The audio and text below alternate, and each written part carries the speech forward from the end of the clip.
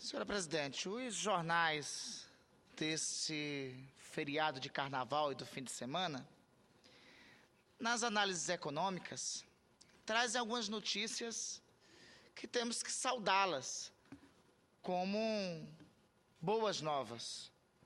A taxa de desemprego de 5,5% é a menor para janeiro nos últimos 10 anos. Isso, de fato, é uma boa notícia, tendo em vista o cenário de recessão econômica da ordem mundial. Outras notícias também dão conta que a previsão existente sobre a aceleração da inflação não deverá se confirmar. Nós deveremos ter, então, uma taxa de inflação em torno de 5%, mais próximo da chamada meta. Da mesma forma, se tem notícias de retomada, tímida, mas retomada do nível de emprego. Entretanto, eu não posso deixar de fazer um paralelo dessas notícias com as notícias anteriores que antecedeu o carnaval, com as notícias, e me parece que o governo propositadamente deixou para comunicar, noticiar isso quando antecedeu o carnaval, para não ter o impacto e a repercussão devida sobre os cortes de gastos públicos, que não foi dito naquele momento claramente pelo governo a que se destinava. Na verdade, minha querida presidente, se destina à continuidade de uma política econômica baseado fundamentalmente no superávit primário. O governo anunciou antes do carnaval a economia será a maior da nossa história recente, corresponde a 55 bilhões de reais. É importante, então, nós minuciosamente discutirmos aqui nessa casa como e de onde o governo pretende fazer essa economia de 55 bilhões de reais. Na exposição distribuída pelos Ministérios do Planejamento e da Fazenda, tem um dado citado na página 13 que nos salta os olhos. É afirmado que em 2011 a economia com o superávit primário foi de 128,7 bilhões e que a estimativa governamental é que esse valor subirá em 2012 para 139,8 bilhões de reais. Do valor previsto para 2012, nada menos que 97 bilhões serão do governo federal e os demais 42,8 bilhões serão dos governos regionais. Ou seja, a conta é paga não somente pela União, mas deixamos claro, a conta também é paga pelos governos estaduais. O corte, então, de 55 bilhões é uma medida para viabilizar a política econômica que tem estado em curso no Brasil desde o governo do presidente Fernando Henrique. É uma política baseada no ajuste fiscal e de construção de superávites primários. Eu quero recordar aqui um dado citado pelos ministros na exposição que realizaram na semana retrasada. Dos 128,7 bilhões destinados ao superávit primário, 19,9 bilhões vieram da aplicação dos dividendos das estatais nesta finalidade. É um procedimento que direciona toda a lucratividade das empresas públicas, das tão importantes empresas públicas brasileiras. A Petrobras, o Banco do Brasil, todo o procedimento de lucro dessas empresas não é destinado à infraestrutura. Todo o procedimento de lucro e vejamos, a senhora presidente sabe, eu, tal qual a senhora, temos concordado, e a senhora há mais tempo que eu, inclusive, tem concordado com as manifestações do querido ministro Delfim Neto sobre os gargalos que têm impedido que tem, ou melhor, forçado uma desindustrialização do país. E um desses gargalos, claramente, é a nossa ausência de infraestrutura. Aliás, é também um artigo que eu quero chamar a atenção, um artigo do jornal Estado de São Paulo do começo do mês, deu conta de um dado importante. O IBGE mostrou que recentemente a produção física da indústria em 2011 havia acusado um aumento de 0,3%. A senhora, inclusive, se pronunciou sobre isso aqui, salvo melhor juízo. Pois bem, muito abaixo da necessidade, da previsão de 2,8% ou de 3% que era necessário para o crescimento da nossa indústria. Ora, qual é um dos gargalos, qual é um dos fatores responsáveis por esse processo de desindustrialização que nós temos vivido no Brasil? É a ausência de investimentos no país na infraestrutura. De onde nós poderíamos tirar parte dos recursos para esse investimento? Poderíamos tirar dos lucros das nossas empresas estatais, poderíamos tirar do lucro do Banco do Brasil. Pois bem, o lucro do Banco do Brasil, o lucro da Petrobras é destinado ao pagamento chamado superávit primário. Para ter uma ideia do que representa essa economia para o pagamento do superávit primário, para ter uma ideia da dimensão da gravidade dessa política, é importante nós compararmos o valor aplicado no superávit primário com outros programas governamentais. Vamos ver o que representa. Pois bem, a economia para o superávit primário para esse ano representa 10 vezes o que o Estado brasileiro investiu em atenção básica em saúde durante o ano passado. 10 vezes mais o que está sendo economizado, os 55 bilhões economizados, é 10 vezes mais do que foi gastado em saúde pública, na rede básica, pelo Brasil no ano passado. É 33 vezes mais do que foi investido na educação profissional no nosso país. É 20 vezes mais do que foi investido em segurança pública. Pasme esse último dado, esse próximo dado. 161 vezes mais do que foi o saneamento do que foi gasto com saneamento básico na área urbana e na área rural. Repito, 161 vezes mais. 114 vezes mais do que foi gasto com a política de reforma agrária. É o que representa 55 bilhões de reais de economia para o pagamento chamado superávit primário, para o pagamento dos chamados serviços da dívida pública, que significa a maior economia de cofres públicos da história até então. 161 vezes mais do que foi gasto em saneamento básico no Brasil, 114 vezes mais do que foi gasto em reforma agrária. E os cortes anunciados, nós vimos aqui, eles afetam áreas vitais para as políticas sociais do nosso país. Os cortes, não é só infraestrutura que vai ser afetado. Os cortes no Ministério da Saúde, o Ministério da Saúde perderá 5,4 bilhões. Aí, minha querida presidente, eu fico a perguntar e dialogo com os que estão nos assistindo, estão ouvindo. Ano passado, tivemos um debate central aqui nesse plenário sobre a regulamentação da emenda 29. Eu ouvi daqui declarações vindas que não necessitaria a votação da emenda 29, e nós votamos a favor, eu e a senhora, votamos favoravelmente da proposta originária do senador Tião Viana, né, da regulamentação, mas o argumento contrário é que não precisaria porque o orçamento iria cobrir. E que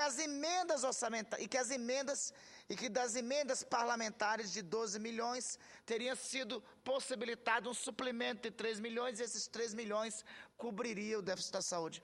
Ora, onde está a realidade do que foi dito nesse plenário para esse corte que foi executado de 5,4 bilhões no orçamento da saúde pública? E veja que o corte também atinge as chamadas emendas parlamentares, que tinha sido dito aqui, que seria um recurso, que seria tirado, que não imporia a necessidade da emenda 29. Mais uma vez, esse é o típico momento, querida senadora Ana Amélia, que nós podemos dizer que a história nos absolveu. Porque nós não acreditamos no que foi dito aqui, votamos como deveríamos votar, a favor do texto original apresentado do senador Tioviano, porque a realidade acaba comprovando outra coisa. Há um corte de 5,3 bilhões da saúde pública, e há um corte nas emendas parlamentares, e com certeza, dificilmente, ao final do ano 2012, nós, no Brasil, não alcançaremos um investimento de 10% da receita bruta da União em saúde pública. Mas também foi cortado 3,3 bilhões de reais do Ministério das Cidades. O Ministério da Defesa, tão responsável pela nossa segurança, terá um corte igual. A educação, tida sempre como prioridade de todos os governos, vai perder 2 bilhões de reais. Aí eu vejo um paralelo da educação. Nós argumentamos a necessidade de gastar 10% do produto interno bruto do país com a educação. Parece que o relator do PNE lá na Câmara acenou com a possibilidade de aprovar 7, 8%. Mas como vamos alcançar qualquer meta de ampliar o gasto, o investimento em educação com cortes como esses 2 bilhões? Enquanto isso, nós, aqui no Brasil, ainda padecemos com um terrível número de 9% da nossa população, de 14 milhões de brasileiros, padecerem da chaga do analfabetismo. Para a nossa vergonha, 3 países da América Latina, Cuba, há muito tempo atrás já, Venezuela, mais recentemente, e muito mais recentemente a Bolívia, já declararam territórios livres do analfabetismo. E nós ainda estamos a padecer com 14 milhões de brasileiros analfabetos, com 9% da nossa população, um país que está entre as, hoje, 6 economias do mundo, padece da chaga de conviver com boa parte da sua população condenada à pior das penas. Porque não ter o direito de ler, não saber ler, é uma das piores das penas que pode ter contra o cidadão. É um assinte à cidadania. Em 2011, foram pagos somente com os serviços da dívida pública interna e externa, o equivalente a 238 bilhões de reais. Isso sem levar em consideração o refinanciamento. Esse valor é 5 vezes maior que foi aplicado em educação e quase 4 vezes com o que foi gasto em saúde. Ora, mas, enfim, isso aí foi em 2011, se superou. Nós vamos, nesse ano, o que nós estamos pagando, o que nós vamos destinar ao chamado superávit primário, aos serviços da dívida pública interna, à dívida pública externa, é 10 vezes mais do que vai ser gasto em educação e do que vai ser gasto em saúde. Somando tudo o que foi gasto com juros e amortização da dívida pública, significa dizer que 45% que foi arrecadado pelo governo federal, veja esse número, 45% de tudo que nós brasileiros pagamos de impostos, 45% que foi arrecadado pelo governo federal, foi repassado para os credores da dívida pública. Isso significa nada mais, nada menos que 708 bilhões. Esta é a finalidade desses cortes orçamentários.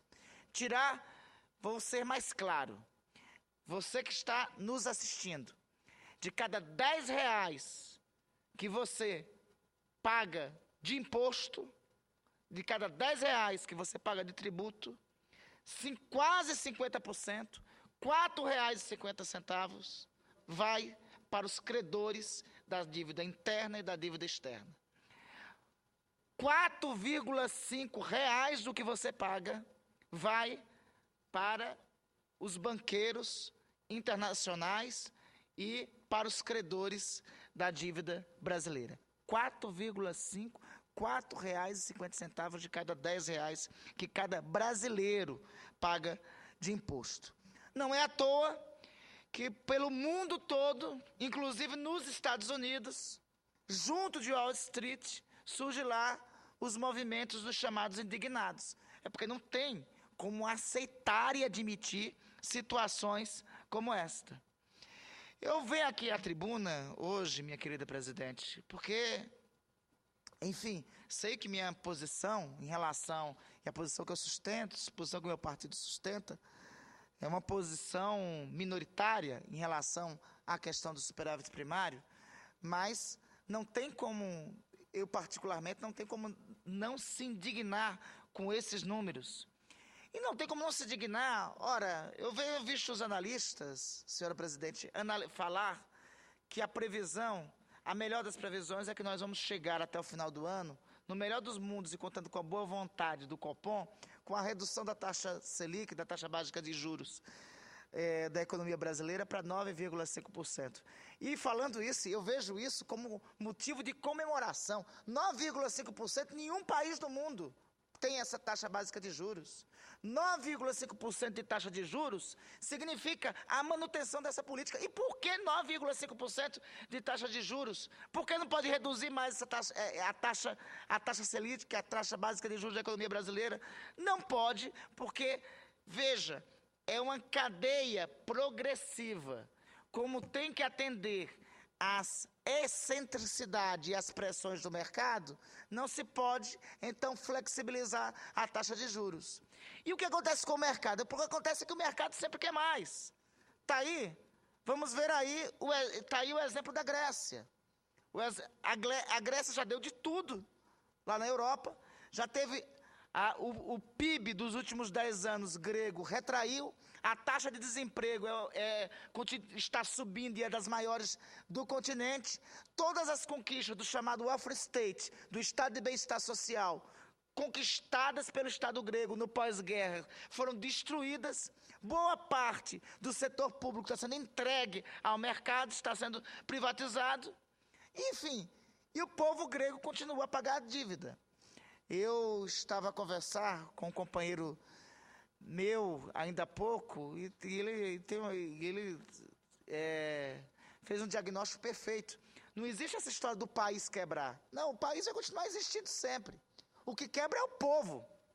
O que está acontecendo no caso concreto da Grécia é que o que está quebrando, o que está indo à bancarrota e quem está sofrendo é o povo grego.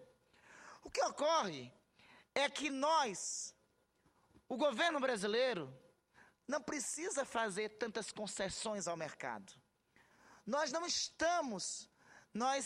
temos condições e temos uma economia pujante, e temos uma condição no mundo que impõe ao Brasil a possibilidade de não ter que ceder tanto ao mercado, de não ter que cortar 55 bilhões de sua economia, de não ter que cortar bilhões do investimento em educação, do investimento em saúde, para tangenciá-la e transferi-la para o mercado.